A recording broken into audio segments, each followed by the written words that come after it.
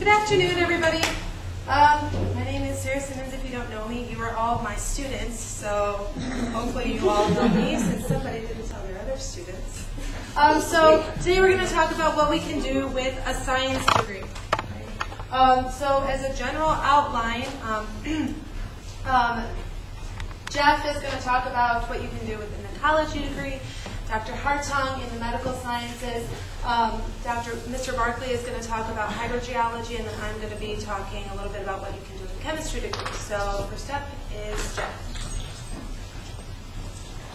Okay. So I just get the luxury of going first because I have to set up for a class afterwards. So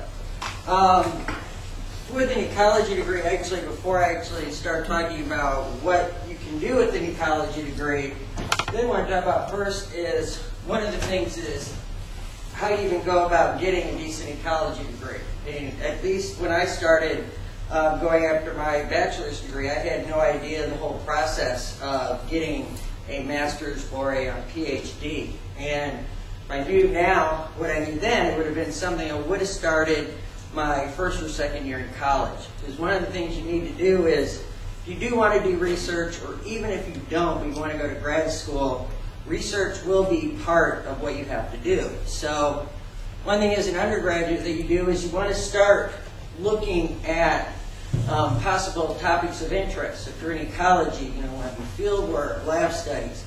And so first thing you want to do is start finding professors, other teachers that have interests similar to you. And that can be kind of a pain unless you know what you really want to do. But the nice thing is just about every professor has a web page that talks about what his research interests are, what their labs are doing, and a lot of times they'll even put down if they have openings in their labs. Because in ecology and with most biology degrees, you need to have a professor sponsor you to get into the grad school. I mean, I didn't know that at first, and I applied to like 5 different grad schools, got accepted to them all. But when I called them up, it's like, well, we can accept you, but you can't come unless you have a professor sponsor you.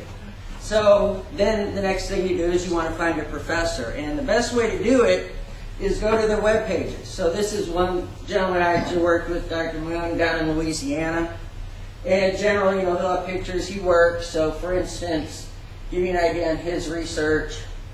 He looks at, you know, functional morphology.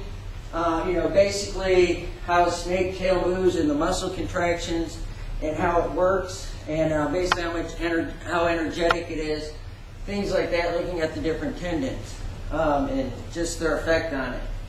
But it can be difficult finding their web pages, especially the way colleges are. It isn't easy to find professor web pages. So I'm just going to kind of walk you through real quick. If you go to a university web page, if you go to, they always will have an academic link, at least one of the easy ways to do it, and then go to where they have their departments in schools or colleges, and then basically you want to look up, well, if it gets there, biology, ecology, you'll even see some will be evolutionary, and ecology studies will be on there.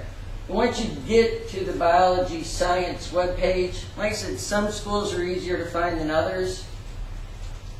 There'll be a faculty or a research, but once you get to the research tab, then it should list, or most will list all the faculty that are doing research and their interests. And then it's just a matter of seeing, you know, where your interests are, clicking on their name, and then, you know, going to their personal web page, and they'll have links to their research papers where it's a good idea to read 1 or 2 of the research papers. And, you know, once you read a research paper, then start a correspondence, email them. You know, let them know you're interested in the work they've done, even reference one of their papers so that they know that you've actually looked at the work they're doing. And if they've got openings in their labs, they'll contact you, and you just basically start a dialogue. Eventually, you know, maybe you visit, go to a scientific meeting that you know that they're going to be at. They'll generally tell you if they are, so you can meet them one-on-one. And, you know, once you get to meet them, if there's any kind of rapport, it's generally pretty easy from there. And if you do get into a grad school with a sponsor, it's essentially free. The only thing you end up paying for is books. because generally you'll have either a fellowship where they'll pay you to take classes, or you may have to teach labs or introductory courses to freshmen as well.